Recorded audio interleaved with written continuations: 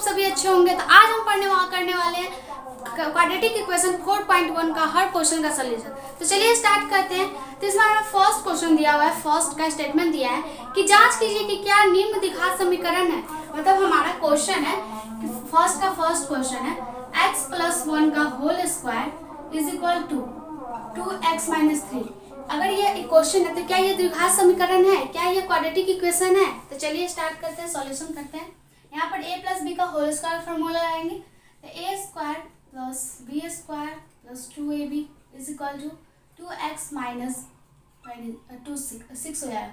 ये 2x से 2x cut जाएगा, x² + 1 अब माइनस है तो +6 is equal to 0, x² + 7 is equal to 0। क्या ये द्विघात समीकरण है? तो हाँ, ये द्विघात समीकरण है क्योंकि इसका जो पावर हाईएस्ट पावर कितना है 2 और क्वाड्रेटिक इक्वेशन में हाईएस्ट पावर कितना होता है 2 है। तो हमारा फर्स्ट क्वेश्चन प्रूफ हो गया। अब हम अपने आते हैं सेकेंड क्वेश्चन पे।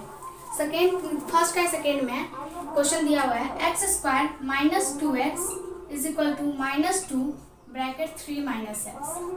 यहाँ पर x² - 2x हुआ है, -2 से इधर इंटू करेंगे 3 में तो -6 और -2 से -x में करेंगे तो +2x हो जाएगा। x² - 2x प्लस है तो -2x और माइनस है तो +6 is equal to 0, x² - 4x + 6 is equal to 0। क्या ये द्विघात समीकरण है? तो हाँ, ये भी द्विघात समीकरण है क्योंकि इसका हाईएस्ट पावर कितना है 2। अब हम आते हैं अपने थर्ड क्वेश्चन पे। तो इसमें भी वही कह रहा है कि फर्स्ट में थर्ड में भी वही कह रहा है कि क्या ये द्विघात समीकरण है। तो चलिए स्टार्ट करते हैं थर्ड क्वेश्चन। हमारा अपना थर्ड क्वेश्चन है x - 2 और x + 1 is equal to x - 1 और x + 3। इसमें से इसको इंटू करना है तो x में इधर x से इंटू करेंगे तो क्या हो जाएगा, x² हो जाएगा। फिर x से इसको करेंगे तो x हो जाएगा या -2x × -2x हो जाएगा और माइनस प्लस माइनस -2 हो जाएगा। इधर वैसे ही इंटू करेंगे तो x² हो जाएगा + 3x हो जाएगा -x हो जाएगा और -3 हो जाएगा। यहाँ करेंगे तो x² + x - 2x तो कितना हो जाएगा -x + -2 is equal to x²। यहाँ करेंगे तो 2x हो जाएगा और यहाँ -3 हो जाएगा। x² इधर हो जाएगा और इधर ax² इधर आएगा तो x पावर 4 हो जाएगा। ये -x है और इधर कितना +x 2x इधर -2x हो जाएगा। इधर -2 है, इधर +3 है तो इधर आगे -3 होगा तो इधर आके +3 हो जाएगा इज इक्वल टू 0। तो यह x का पावर 2 ही रहेगा। x जोड़ेंगे तो x का पावर कितना हो जाएगा 2, इधर प्लस में इधर आ जाके माइनस में आ जाएगा तो x² से x² कट गया -2x और इधर तो कितना जाएगा -3x और +1। क्या ये द्विघात समीकरण है? तो जी नहीं, ये द्विघात समीकरण नहीं है क्योंकि इसका हाईएस्ट पावर कितना है 1 है और हमें द्विघात समीकरण क्वाड्रेटिक इक्वेशन में हाईएस्ट पावर कितना चाहिए 2 चाहिए। तो इसलिए ये द्विघात समीकरण नहीं है।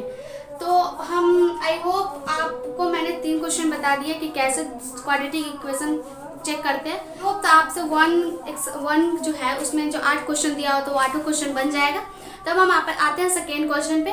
तो सेकेंड में दे रहा है कि निम्न स्थिति को द्विघात समीकरण के रूप में निरूपित कीजिए। मतलब आपको एक दे रहा है, क्वेश्चन दे रहा है, उसको आपको द्विघात समीकरण में बनाना है। तो इसमें पहला क्वेश्चन है 2 का फर्स्ट कि एक आयताकार भूखंड का क्षेत्रफल 5 to 8 मीटर स्क्वायर है। क्षेत्र की लंबाई मीटरों में, चौड़ाई के दुगुनों से 1 अधिक है। तो हमें भूखंड की लंबाई और चौड़ाई याद करना है। मतलब हमारा जो चौड़ाई है मतलब हमारा जो एक आयताकार भूखंड है, समझे, एक आयताकार एक जमीन है तो जिसका क्षेत्रफल मतलब जिसका एरिया 5 to 8 मीटर स्क्वायर है। तो मानिए कि भूखंड का क्षेत्रफल एरिया हमारे पास कितना है 5 to 8 मीटर स्क्वायर है। ओके, अब हम आते हैं इसका चौड़ाई कितना है। तो इसमें कह रहा है कि क्षेत्र की लंबाई चौड़ाई के दुगुनों से 1 अधिक है। मतलब क्षेत्र की लंबाई के बारे में कह रहा है। तो पहले हम लंबाई लिख लेते हैं। लंबाई कितना कह रहा है कि लंबाई कह रहा है चौड़ाई के दुगुनों से 1 अधिक है। मतलब अगर हम चौड़ाई को x मानते हैं तो इसका लंबाई कितना हो जाएगा 2x + 1 हो जाएगा। ओके, तो आप लोग को पता होगा फॉर्मूला, आयत की एरिया का क्षेत्रफल क्या होता है? तो आयत का एरिया का क्षेत्रफल होता है 2x + 1 into x. According to question कर देते हैं। अकॉर्डिंग टू क्वेश्चन आयत का क्षेत्रफल होता है l इंटू बी। तो हमारे पास l ये है और इंटू हमारे पास बी एक्स है, यहाँ है, इसको डॉट मार देते हैं। बराबर हमारे पास क्या है 5 2 8।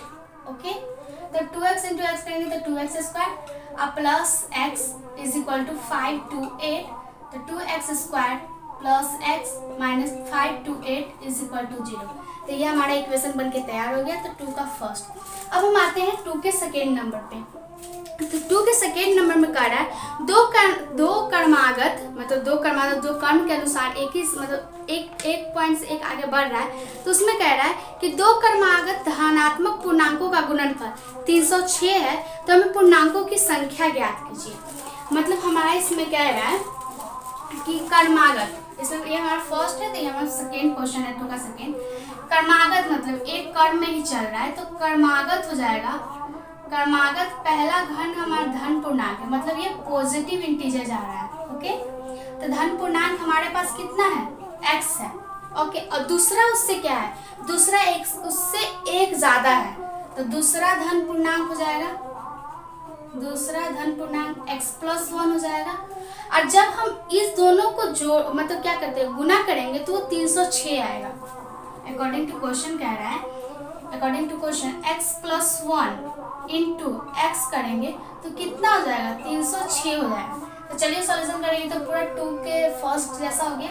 तो इसका करेंगे x² plus x minus 306 is equal to 0। यह हमारा 2 का सेकेंड इक्वेशन बन के तैयार हो गया। ओके, हम आते हैं अपने 2 का थर्ड नंबर पे, जिसमें दिया कि रोहन की माँ उससे 26 वर्ष बड़ी है, उनकी आयु वर्षों में है का गुणनफल अब से 3 साल बाद मतलब 3 साल पश्चात मतलब 3 साल बाद 360 हो जाएगी। तो हमें रोहन की वर्तमान आयु ज्ञात कीजिए। तो चलिए ज्ञात करते हैं। तो हम मान लेते हैं कि रोहन की आयु कितनी है x है, मान लेते हैं, ये हमारा थर्ड नंबर बन रहा है। मान लेंगे कि रोहन की आयु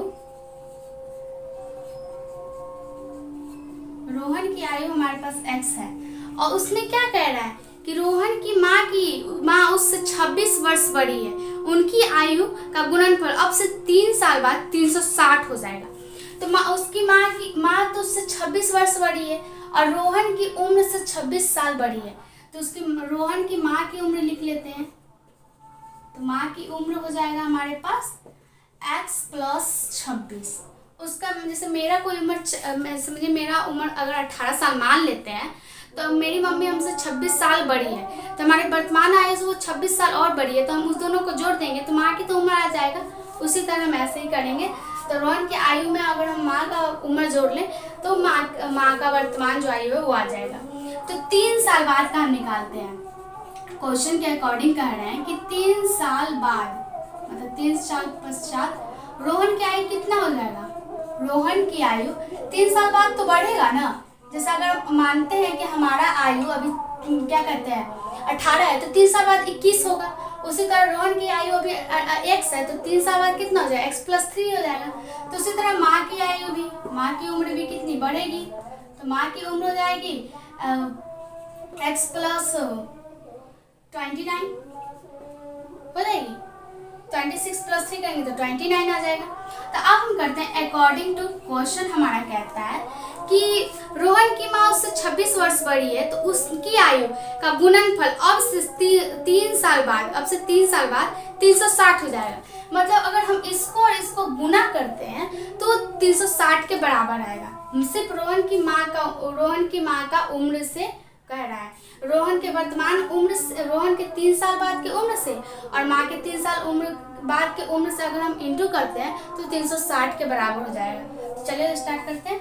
तो x + 3 रोहन का 3 साल बाद का उम्र है और उसकी माँ का भी उम्र x + 29 3 साल बाद का है। अगर उन दोनों का अगर हम गुणनफल करते हैं तो 360 आ जाएगा, वर्ष पश्चात 360 हो जाएगा। ओके, अब हम इंटू करेंगे तो x² + 29x + 3x अब प्लस 29 × 3 करेंगे तो कितना आएगा 29 × 3 87 is equal to 360। Okay, x square plus 29 into 3 करेंगे तो कितना आएगा 32x प्लस 87, माइनस इधर लाएंगे तो माइनस हो जाएगा, इज इक्वल टू 0। अब करेंगे तो x square plus 32x minus 273 is equal to 0। ये हमारा इक्वेशन बन के तैयार हो गया। तो इसमें हमारा तो क्वेश्चन में कह ही रहा है कि हर का इक्वेशन ज्ञात करना है, तो हमारा इक्वेशन बन गया, तो हमारा थर्ड क्वेश्चन बन गया। ओके, अपना 2 का फोर्थ क्वेश्चन और लास्ट क्वेश्चन 4.1 का। तो इसमें कह रहा है कि एक रेलगाड़ी 480 किलोमीटर की दूरी समान चाल से तय करती है, मतलब वो कुछ दूरी डिस्टेंस तय करती है, तो वो समान चाल से, मतलब उसका जो स्पीड है वो एक समान ही है। तो यदि उसकी चाल 8 किलोमीटर पर आवर कम होती तो वो उसी दूरी को तय करने में 3 घंटे लगाती। मतलब एक रेलगाड़ी जो है जो 480 किलोमीटर तय करती है समान चाल से, तो 8 किलोमीटर पर आवर से अगर वो कम होती तो उसी दूरी को करने में उसे 3 घंटे का टाइम लगता। तो हमें रेलगाड़ी की चाल याद करना है, तो चलिए याद करते हैं। तो 2 का 4 क्वेश्चन है। तो माना रेलगाड़ी की, मान लेते हैं, हमें तो पता नहीं ना है कि रेलगाड़ी किस चाल से चल रही है, तो माना रेलगाड़ी की चाल हो जाएगी x kilometre per hour. Okay, और इसका समय हो जाएगा टाइम जितना टाइम ड्यूरेशन लगेगा, तो टाइम का फॉर्मूला लगेंगे तो डिस्टेंस अपॉन उसका स्पीड हो जाएगा दूरी बटा चाल। तो इसका हो जाएगा 480 दूरी दे रहा है डिस्टेंस, तो हमें पता है ना कि डिस्टेंस कितना है टोटल 480 है, तो 480 हो गया। और कितने स्पीड से वो चल रहा है, तो x किलोमीटर की स्पीड से चल रहा है, x किलोमीटर पर आवर में लगेगा। ओके, तब हम निकालेंगे कि अकॉर्डिंग टू क्वेश्चन कहेंगे कि समय तो हमारे डिस्टेंस हमें पता है और 3 घंटा का वो टाइम हम कर रहा है कि अगर 8 किलोमीटर पर आवर से 3 घंटा मतलब क्या कर रहा है कम होती, 8 किलोमीटर पर आवर से वो अगर कम होती तो उसी दूरी को क्या करने में क्या करती 3 घंटे का समय लगाती। तो चलिए बनाते हैं। अकॉर्डिंग टू क्वेश्चन लिखेंगे तो समय हमारे पास हो जाएगा 480 बाई एक्स प्लस 3। ओके, और चाल हमारे पास हो जाएगा x minus 8 kilometre per hour, kilometre लिख देते हैं क्योंकि इसमें क्या कह रहा है 8 किलोमीटर पर आवर की चाल से अगर तो से कम चलती, तो हमारा माने हुए हैं कि रेलगाड़ी की चाल कितना x है, तो x में से 8 किलोमीटर घटाएंगे तो उसका जो नॉर्मल जो डिस्टेंस मतलब क्या स्पीड है वो तो हमें निकल जाएगा। तो x माइनस 8 कर दिए, तो हमारे पास दूरी बराबर समय इंटू क्या होता है, समय इंटू चाल। दूरी हमारे पास 480 है, डिस्टेंस हमें पता है, और समय हमारे पास 480 और इधर एलसीएम लेंगे तो 3x अपॉन x और इंटू चाल हमारे पास क्या है x माइनस 8 किलोमीटर है। x माइनस 8 लिखते हैं, बाद में लिख देंगे वो हो जाएगा। तो इधर हो जाएगा 480x और इधर हो जाएगा 480x minus 38 40 plus 3x square minus 24x। Okay, तो 480 से 480 कटिए, इधर करेंगे तो आ जाएगा 3x square minus 24x minus 38 40। Okay, अब हम इसमें से क्या करते हैं कॉमन लेंगे, तो 3x स्क्वायर यही लेते हैं, छोड़िए 3 कॉमन ले लेते हैं, तो x स्क्वायर 8x माइनस 1280 हो जाएगा इज इक्वल टू 0 कर देंगे तो 3 हो जाके 0 हो जाएगा, x square minus 8x minus 1280 is equal to 0 हो गया। हमारा इक्वेशन बन के तैयार होगा और ये इसका हाईएस्ट पावर 2 है, तो ये द्विघात समीकरण का इक्वेशन हो गया। तो आज हमने आपको 4.1 का हर एक क्वेश्चन करवा दिया, 1 में से मैंने 3 क्वेश्चन करवाया, टोटल 5 क्वेश्चन आप लोगों के लिए छोड़ दिया है। अगर कोई प्रॉब्लम हो तो आप हमें सॉल्यूशन प्रॉब्लम हो तो कमेंट में प्रॉब्लम पूछिए, मैं आपको सॉल्यूशन करवाऊंगी। तो आज के लिए इतना ही, मिलते हैं अगली वीडियो में।